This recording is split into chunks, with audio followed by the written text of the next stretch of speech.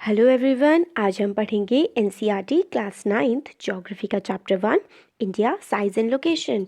India is one of the ancient civilizations in the world. India जो है वो बहुत ही पुरानी सभ्यता है और इसने जो अचीव किया है वो multi faceted socio economic progress किया है। सोशल का मतलब होता है हमने जो पुराने हमारी मान्यताएं थी जैसे कि अनटचेबिलिटी और भेदभाव करना, वो सब हमने पीछे छोड़ दिया है हमारे कॉन्स्टिट्यूशन के अकॉर्डिंग, और नॉर्मली वैसे सोसाइटी में चेंजेस आ भी रहे हैं। इकोनॉमिक प्रोग्रेस बहुत ज़्यादा की है, हम वर्ल्ड की टॉप 10 इकोनॉमीज़ में आते हैं अब, और काफ़ी ज़्यादा हम लोगों ने रिमार्केबल प्रोग्रेस शो की है। हम काफ़ी ज़्यादा आगे बढ़े हैं एग्रीकल्चर में, काफ़ी ज़्यादा एग्रीकल्चरल डेवलपमेंट हुई है, इंडस्ट्रियल सेक्टर हमारा काफ़ी इम्प्रूव हुआ है, टेक्नोलॉजी में भी हम लोग काफ़ी ज़्यादा इन्वेंशन कर रहे हैं। इसरो डीआरडीओ की जो सफलताएं हैं वो तो हम आए दिन सुनते ही रहते हैं, और ओवरऑल इकोनॉमिक डेवलपमेंट हमारे देश में काफ़ी ज़्यादा हुआ है। इंडिया ने काफ़ी ज़्यादा कंट्रीब्यूट किया है वर्ल्ड की हिस्ट्री में। तो इंडिया की लोकेशन के बारे में देखते हैं। जो इंडिया है वो एंटायरली मतलब पूरी तरीके से लाई करता है नदर्न हेमिस्फेयर में, और इंडिया का जो लैंड है वो एक्सटेंड करता है लैटिट्यूड्स 8 डिग्री एंड 4 नॉर्थ से लेकर के 37 डिग्री 6 नॉर्थ, जो इसका लैटिट्यूड है। लैटिट्यूड जो होता है वो अगर आप परपेंडिकुलर अगर बनाएं, जो सीधा खड़ा हुआ होता है वो होता है लैटिट्यूड, और लॉन्गिट्यूड जो होता है वो टेढ़ा, मतलब जो वाई एक्सिस होती है वो लैटिट्यूड होता है और एक्स एक्सिस जो होती है वो लॉन्गिट्यूड होता है। तो लॉन्गिट्यूड है 68 एंड 7 डिग्री ईस्ट से 97 से 25 डिग्री ईस्ट तक। और इंडिया से जो है वो ट्रॉपिक ऑफ कैंसर पास करती है ऑलमोस्ट बीचों बीच से, जो इंडिया को डिवाइड करती है 2 इक्वल पार्ट्स में। साउथ ईस्ट से south west of the mainland में लाई करते हैं अंडमान और निकोबार आइलैंड्स, मतलब जो साउथ ईस्टर्न साइड में अंडमान और निकोबार पड़ते हैं, और साउथ वेस्टर्न साइड में हमारे पड़ते हैं लक्षद्वीप, जो कि है अंडमान एंड निकोबार हमारा बे ऑफ बंगाल में है, और लक्षद्वीप अरेबियन सी में पड़ता है। फिर ये डू यू नो वाला पॉइंट काफ़ी इंपॉर्टेंट है कि जो सदर्न मोस्ट पॉइंट है था पहले इंडिया का, वो इंदिरा पॉइंट था, मगर वो सबमर्ज हो गया जब 2004 में सुनामी आई थी। अब जो इंडिया का लैंड मास है, साइज़ के बारे में हम पढ़ते हैं। जो एरिया है इंडिया का वो है 3.28 मिलियन स्क्वायर किलोमीटर, और इंडिया का जो टोटल एरिया है वो अकाउंट करता है वर्ल्ड की 2.4% जोग्राफिकल एरिया के। ये सारे हमारे वर्ल्ड की जो है कंट्रीज़ और कॉन्टिनेंट्स में दिखाए गए हैं। मेजर कॉन्टिनेंट्स जैसे कि Asia continent, Europe, Africa, south America, north America, Australia और एंटार्क्टिक, और जो ओशंस हैं पैसिफिक, अटलांटिक, इंडियन और आर्कटिक ओशन। इसमें आर्कटिक ओशन ऊपर दिखाया नहीं गया। आर्कटिक ओशन जो है वो एशिया और यूरोप से ऊपर वाला जो एरिया है वहाँ पर पड़ता है। इंडिया जो है वो 7th लार्जेस्ट कंट्री है वर्ल्ड की, और इंडिया की जो लैंड बाउंड्री है वो है 15,200 किलोमीटर की, और इसकी जो टोटल कोस्ट लेंथ है मेनलैंड की और अंडमान और निकोबार और लक्षद्वीप को इंक्लूड करके 7,516.6 किलोमीटर। तो काफ़ी बड़ी हमारी कोस्ट लाइन है। और इंडिया जो है, इंडिया के नॉर्थ में हिमालयाज़ हैं, और साउथ में जो है वो पूरा ओशन है, और ईस्ट में इसके देखें तो हमारा ईस्टर्न मोस्ट पॉइंट है हमारा अरुणाचल प्रदेश, और जो वेस्टर्न मोस्ट पॉइंट है वो है हमारा पोरबंदर गुजरात। और फिर इसमें आगे बताते हैं कि जो किस तरीके से डिवाइडेड है वो हमने देख लिया। फिर इसका जो लैटिट्यूडनल और लॉन्गिट्यूडनल एक्सटेंड है मेनलैंड का पूरे के पूरे इंडिया का, वो अराउंड दोनों ही 30 डिग्री में वेरी करता है। गुजरात से अरुणाचल प्रदेश में जो टाइम लैग है इसकी वजह से वो 2 आवर्स का है।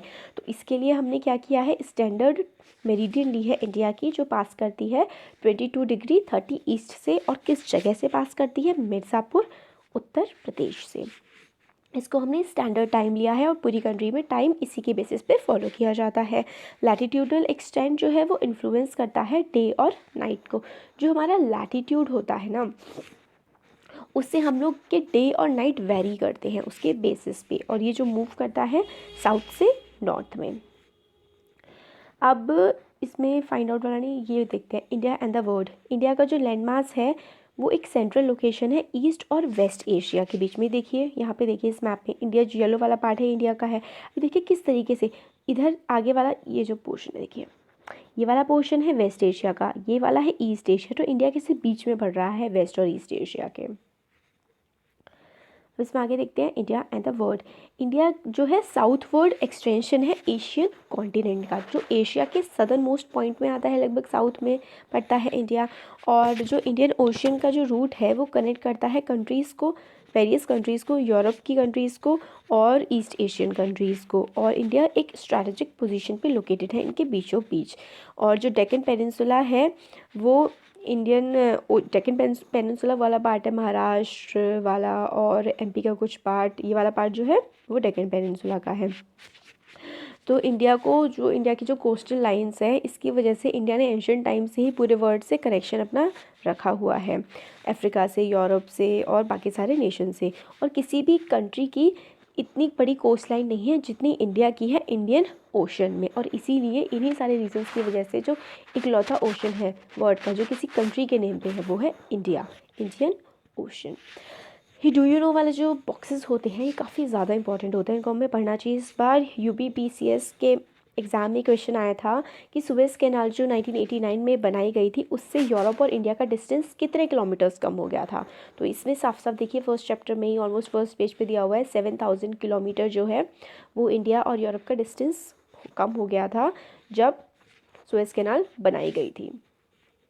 अब इसमें हमें वर्ल्ड की कंट्रीज़ के बारे में बताया गया है कि वर्ल्ड की 7 लार्जेस्ट कंट्रीज। तो इंडिया वर्ल्ड की 7th लार्जेस्ट कंट्री है। फर्स्ट है रशिया, इसमें वर्ल्ड का 17% लैंड एरिया है। कनाडा में 9.9%, फिर यूएस आता है, फिर चाइना आता है, ब्राज़ील और ऑस्ट्रेलिया, फिर देन इंडिया आता है। अब ये इंडिया का मैप, इसमें हमें देखिए ये क्या क्या बताया हुआ है। इसमें हमें ये वाली लाइन जो है, ये देखिए ये वाली लाइन जो है ये हमारा ईस्ट और वेस्ट एक्सटेंशन है। ये है हमारा वेस्ट, ये वाला वेस्टर्न पार्ट है, ये हमारा ईस्टर्न पार्ट है। तो ये हमारा ईस्ट से वेस्ट एक्सटेंशन है, अराउंड 30 डिग्री है और 2933 किलोमीटर्स है इसमें। और फिर दूसरा वाला हमारा नॉर्थ से साउथ है, इसका जो डिस्टेंस है 3214 किलोमीटर्स। और ये जो डॉटेड लाइन्स है ये इसमें देखिए ये हमारी स्टैंडर्ड मेरिडियन है 82 एंड 30 डिग्री पे ये आती है। और ये इधर लक्षद्वीप है और इधर अंडमान एंड निकोबार आइलैंड से बे ऑफ बंगाल में, और लक्षद्वीप है अरेबियन सी में। इसमें हमें वर्ड रूट्स बताए गए हैं तो ये तो इतना इंपॉर्टेंट नहीं है। जो इंडिया का कांटेक्ट है वो पूरे वर्ल्ड के साथ रहा है काफ़ी ज़्यादा पुराने समय से। काफ़ी सारे पासेस बने हुए हैं, माउंटेन में जो रोड्स और लैंड एरियाज़ निकलते हैं इसमें से हम लोग ट्रांसपोर्ट कर सकते हैं, चीज़ें जा सकते हैं, उनको पासेस बोलते हैं। तो वेरियस माउंटेन पासेस रहे हैं जिससे क्या है एंशियंट ट्रैवलर्स ट्रैवल कर पाए हैं लॉन्ग डिस्टेंसेस को। तो जो ये रूट्स हैं इसकी वजह से काफ़ी सारे आइडियाज़ और कमोडिटीज़ भी ट्रैवल की हैं। आइडियाज़ मतलब जो हमारे विचार रहे हैं, जो उस समय की इन्वेंशंस वगैरह रही हैं। कमोडिटीज़ मतलब ट्रेड का सामान। और जैसे आइडियाज़ ऑफ उपनिषद, रामायण, पंचतंत्र की स्टोरीज़। इंडिया का डेसिमल और न्यूमरल सिस्टम पूरे वर्ल्ड को पहुंच पाया इन्हीं रूट्स की वजह से। और मसाले, मुसलिन, मर्चेंटाइज मटीरियल्स जो इंडिया से पूरे वर्ल्ड में गए डिफरेंट पार्ट्स में। फिर जो इंडिया में भी, इंडिया से काफ़ी कुछ वर्ल्ड के दूसरे पार्ट्स में गया तो दूसरे पार्ट से भी इंडिया में काफ़ी कुछ आया, जैसे कि Greek sculptures, architectural style of dome and minars of West Asia, ये सारे के सारे हम अपने देश में भी देख सकते हैं। अब इंडिया के नेबर्स के बारे में पढ़ते हैं। इंडिया जो है ऑक्यूपाई करता है काफ़ी स्ट्रेटेजिक और इम्पॉर्टेंट पोजीशन साउथ एशिया में। साउथ एशिया वाला पार्ट है जिसमें इंडिया, पाकिस्तान, अफ़गानिस्तान, बांग्लादेश, नेपाल, भूटान, ये वाला जो एरिया आता है ये साउथ एशिया है। इंडिया में जो है 29 स्टेट्स हैं और 7 यूनियन टेरिटरीज़ हैं। और इंडिया अपनी जो बाउंड्री शेयर करता है पाकिस्तान के साथ और अफ़गानिस्तान के साथ नॉर्थ वेस्ट साइड में। चाइना का जो तिब्बत वाला एरिया है जो उसने हड़प लिया था खैर उससे, और नेपाल से, भूटान से करता है नॉर्थ में, म्यांमार और बांग्लादेश से करता है ईस्ट में। और इंडिया के सदर्न नेबर्स हैं, साउथ में तो इंडिया के सी है, तो इंडिया के जो ओशन फेयरिंग नेशंस हैं, 2 आइलैंड कंट्रीज़ हैं इंडिया के जो नेबर्स हैं वो हैं श्रीलंका और मालदीव्स। इसमें फिर डू यू नो वाला जो पार्ट है ये भी काफ़ी इंपॉर्टेंट है। इसमें बताते हैं बिफोर 1947 2 टाइप की स्टेट्स हुआ करती थी इंडिया में, एक होती थी प्रोविंसेस और दूसरी होती थी प्रिंसली स्टेट्स। तो प्रोविंसेस जो थी वो रूल की जाती थी ब्रिटिश ऑफिशियल्स के द्वारा और उनके जो अपॉइंटेड वॉइसरॉयज थे, और प्रिंसली स्टेट्स को रूल किया जाता था लोकल हेरिडिटरी रूलर्स के द्वारा जिनकी जो सोवरेन नहीं थे, मतलब उनका जो हेड था वो वही थे, ब्रिटिशर्स ही थे।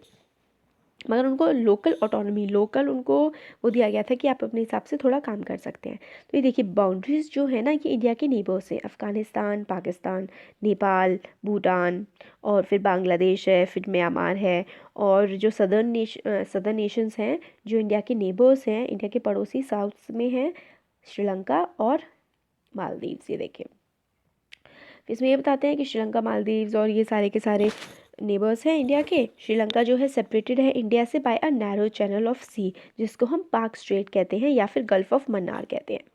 देखिए ये वाला जो रीजन है ना, ये वाला, ये पाक स्ट्रेट है, पाक स्ट्रेट, और ये इधर ही वाला रीजन गल्फ ऑफ मन्नार का भी है।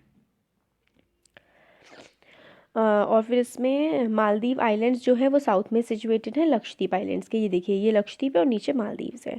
और इंडिया की जो स्ट्रॉन्ग जोग्राफिकल और हिस्टोरिकल रिंग्स रहे हैं अपने सारे नेबर्स के साथ। फिर हमने मैप तो देख ही लिया है। हमारा चैप्टर यहाँ पे कंप्लीट हो गया। So thank you so much.